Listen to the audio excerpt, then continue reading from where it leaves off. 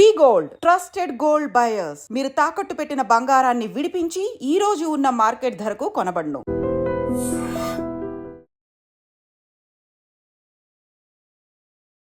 ఈరోజు మనతో ఉన్నారు సీనియర్ స్టాక్ మార్కెట్ అనలిస్ట్ అయిన ప్రభు గారు.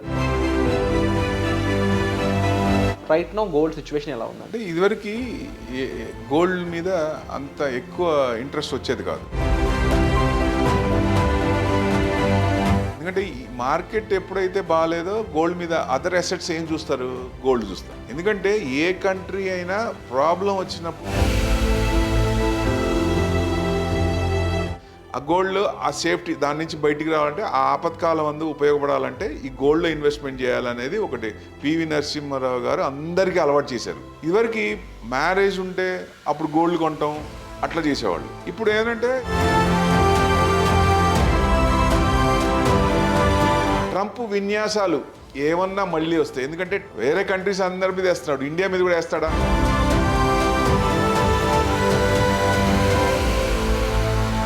హాయ్, హలో, నమస్తే, welcome back to iDream media.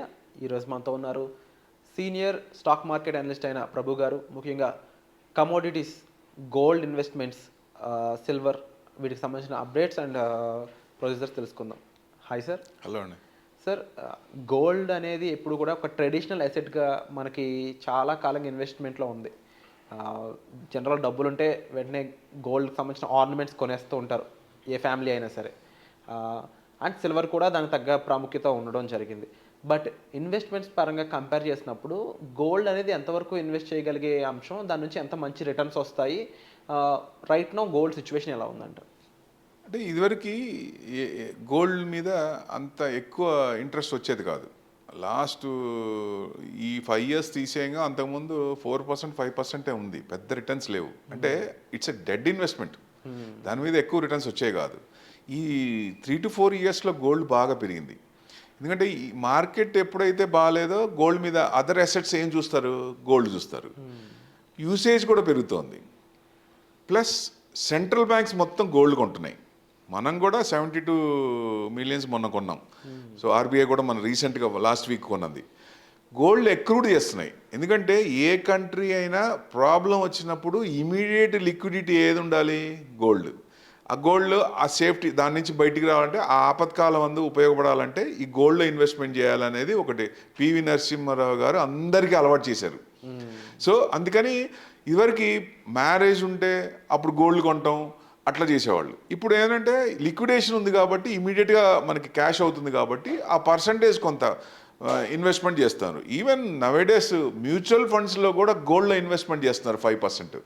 రీసెంట్గా వచ్చిన 1-2 fundsలో అది పోను. ఎందుకంటే ఎసెట్ క్లాస్లో అది కూడా ఒకటి కాబట్టి దాని అంతకుముందు రిటర్న్స్ ఇవ్వలేదు, ఇప్పుడు రిటర్న్స్ వస్తున్నాయి.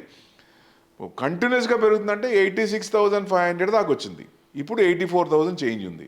సో 84,000 అంటే 83,000 అక్కడ నుంచి కొంచెం మళ్ళీ ఈ ట్రంప్ విన్యాసాలు ఏమన్నా మళ్ళీ వస్తాయి. ఎందుకంటే అందరి మీద ట్యాక్స్ వేస్తున్నాడు కదా.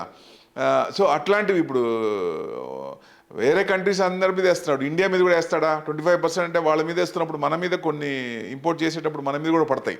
సో ఇవాళ మన ప్రైమ్ మినిస్టర్ కూడా అక్కడే ఉన్నారు. సో వీళ్ళిద్దరూ మాట్లాడుకునే అవుట్పుట్ వస్తుంది కాబట్టి దాన్ని బట్టి ఇప్పుడు జనరల్గా మార్కెట్ యూటర్న్ తీసుకోవాలి. డౌన్ అయింది కాబట్టి 15-16%. ఇది డౌన్ అవుతున్నప్పుడు గోల్డ్ మీదే వెళ్తారు. మళ్ళీ మార్కెట్ యూటర్న్ తీసుకున్నప్పుడు గోల్డ్ నుంచి డైవర్సిఫికేషన్ ఆఫ్ ఫండ్స్ ఇక్కడికి వస్తాయి. సో అట్లా జనరల్గా సామాన్యుడు గోల్డ్ మీద ఎక్కువ పెట్టాలా అంటే అవసరార్థం పెట్టాలి. ఇప్పుడు సపోజ్ నెక్స్ట్ 5 yearsలో లేకపోతే నెక్స్ట్ ఇయర్లోనో పెళ్ళి ఏదైనా ఉంది, ఏదైనా ఫంక్షన్ ఉంది, గోల్డ్ కావాలి, అలాంటప్పుడు ఇమీడియట్గా కొనాలి, తప్పదు కాబట్టి ఏ రేటున్నా కొంటారు. సో తప్పదు అక్కడ. సో ముందుగానే నెక్స్ట్ 5 years 10 yearsలో కావాలనుకున్నప్పుడు గోల్డ్ ఈటీఎఫ్స్లో పెట్టడం బెస్ట్. ఎందుకంటే ఇవాళ ఉన్న ఆర్నమెంట్స్ మోడల్స్ నెక్స్ట్ 5 years దాకా ఉండవు.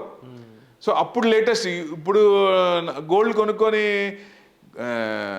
అంటే ఆర్నమెంట్స్ కొనుక్కుంటే ఇబ్బంది. సో అట్లా నెక్స్ట్ 5 years తర్వాత అప్పటి లేటెస్ట్ ట్రెండ్ ఉంటుంది కాబట్టి ఈటీఎఫ్లో పెట్టి రిడెంప్షన్ చేసి అప్పుడు మన లేటెస్ట్ మోడల్స్ ఏమున్నాయో అది తీసుకుంటే బెస్ట్. ఎందుకంటే ఈటీఎఫ్స్ కూడా మంచి రిటర్న్సే వస్తున్నాయి, ఇదివరకు లాగా ఇది లేదు. గోల్డ్ ఈటీఎఫ్స్ కూడా బాగానే ఉన్నాయి. సోవర్జన్ గోల్డ్ కూడా మంచి ఇంట్రెస్టే ఇస్తున్నాయి. గోల్డ్ అది కూడా రెస్పాన్స్ కూడా థంపింగ్ రెస్పాన్స్ వస్తుంది, ఎందుకంటే లాస్ట్ 5 yearsలో కొంచెం కనపడుతుంది కాబట్టి. సెంట్రల్ బ్యాంక్సే ఉంటున్నాయి, విపరీతంగా ఉంటున్నాయి. మనల్ని చూసి వేరే కంట్రీస్ కూడా అలవాటు పడ్డారు వాళ్ళు. అండ్ గోల్డ్ కూడా 1 lakh మార్క్ టచ్ అవ్వచ్చు. అండ్ మరీ ముఖ్యంగా సరే 1 lakh మార్క్ టచ్ అయినప్పుడు కొనలేరేమో అనుకుంటే అది ఇంకా పెరిగే ఛాన్సెస్ ఉన్నాయి, ఇప్పుడు కొనుక్కోవడం కూడా చాలా బెస్ట్ అనే వార్తలు వినిపిస్తూ ఉన్నాయి. దీనిపై మీరేమంటారు? అంత హరీబరిగా 1 lakh అది పెరిగిపోతుంది, 1 lakh అవ్వబోతుంది అని కొనాల్సిన పని లేదండి. అంత పెరగదు. ఒకవేళ అంత పెరిగిన క్రైమ్ రేట్, గోల్డ్ ఎక్కువ పెరగకూడదు. గోల్డ్ పెరిగిందంటే క్రైమ్ రేట్ పెరుగుతుంది. చిన్న చిన్న ఉంగరాలు కూడా వేలు కట్ చేసుకునే ఇది ఉంటుంది. సో డెఫినెట్గా అంతవరకు రాదు. ఎందుకంటే ఏదన్నా ఇప్పుడు యుఎస్ని చూస్తున్నాం, ట్రంప్ని చూస్తున్నాం, ఆయన ఇదిని బట్టే కదా ఈ మార్క్ ఇదవుతుంది. సో అది ఎప్పటికీ ఉండదు. ఆయన 3 monthsలోనో 6 monthsలోనో ఆయన టర్మ్లో సెట్ అయిపోవాలి కదా. ఆయన ఏంటి, నా మాట నెగ్గాలి, నా మాట అందరూ వినాలి, యుఎస్ మాగా అంటున్నాడు, మేక్ అమెరికా గ్రేట్ అగైన్ అంటున్నాడు.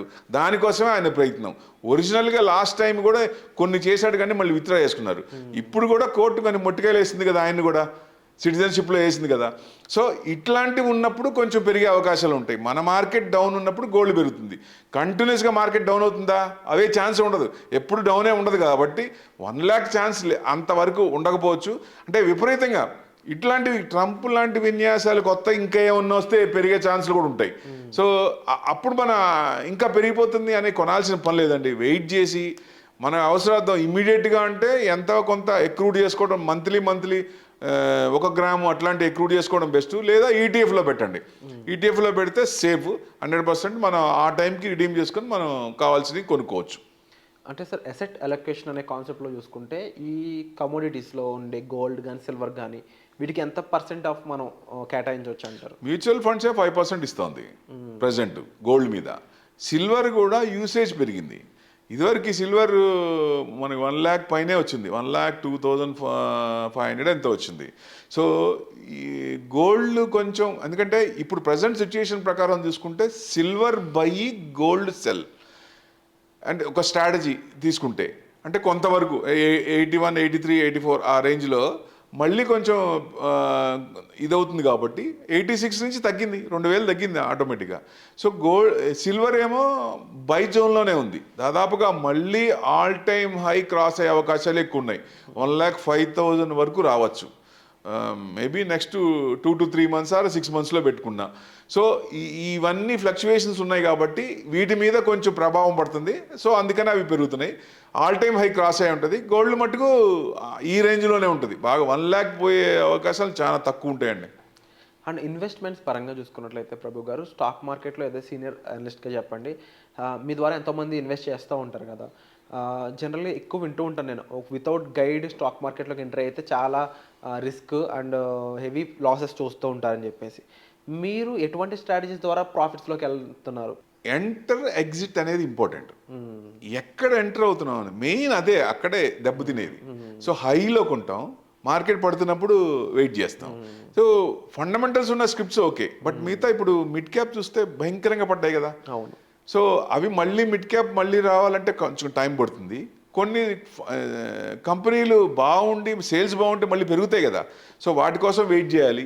నాలెడ్జ్, పేషెన్స్, డిసిప్లిన్ ఈ 3 ఉండాలి. ఉంటే డెఫినెట్గా మనకి మంచి రిటర్న్సే వచ్చే అవకాశాలు ఉంటాయి. అంటే ఆ ఏ యాంగిల్లో మార్కెట్ చూడాలి, ఎంతవరకు పడవచ్చు, ఎంతవరకు పడితే మనం ఎక్కడ ఇన్వెస్ట్మెంట్ చేయాలి, స్టాగర్డ్ మేనర్లో చేయొచ్చు. సపోజ్ మనం ఇప్పుడు 14-15% పడింది అనుకున్నాం, ఇక్కడ మనం పెట్టచ్చా అంటే 25-30% మనకున్న క్యాపిటల్లో ఇన్వెస్ట్మెంట్ చేయొచ్చు. సో మళ్ళీ ఇంకొక లెవెల్ మ్యాక్స్ టు మ్యాక్స్ ఏదన్నా మార్కెట్ డౌన్ అయితే 20-500 వరకు రావచ్చు, అంతకంటే పడకపోవచ్చు. అదే 20% దాకా వస్తుందా ఆ లెవెల్. 20% అబోవ్ అయితేనే కదా కరెక్షన్. మనం కరెక్షన్లు అయితే లేవు కదా. మిగతా అన్ని మ్యాక్రోస్ అన్నీ బాగున్నాయి.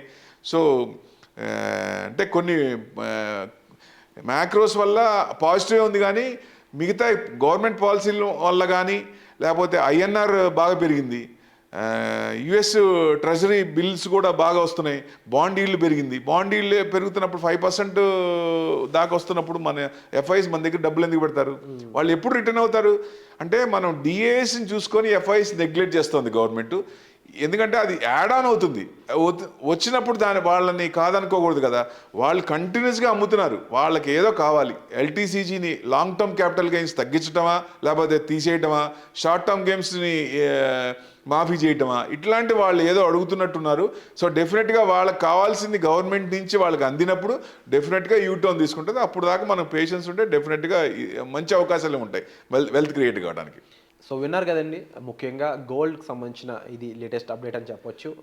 గోల్డ్ ఈటీఎఫ్కి సంబంధించి వాటికి సంబంధించిన ఇండెక్స్ ఫండ్స్, రిమైనింగ్ ఏ ఇంపార్టెంట్ ఇన్ఫర్మేషన్ మీకు కావాలి అనుకున్నా, వాటిలో ఇన్వెస్ట్మెంట్ ఎలా చేయాలి అని తెలుసుకోవాలనుకున్నా మీరు డిస్ప్లే అవుతున్న నెంబర్స్ కాల్ చేసి డైరెక్ట్గా ప్రభు గారిని సంప్రదించవచ్చు. తప్పకుండా మంచి గైడెన్స్ కోసం, మంచి రిటర్న్స్ పొందాలనుకున్న వాళ్ళు తప్పకుండా కాంటాక్ట్ చేసి సార్ని మీరు కలవచ్చండి. సో వచ్చే ఎపిసోడ్లో మళ్ళీ కలుద్దాం. Thank you so much sir. Thank you అండి.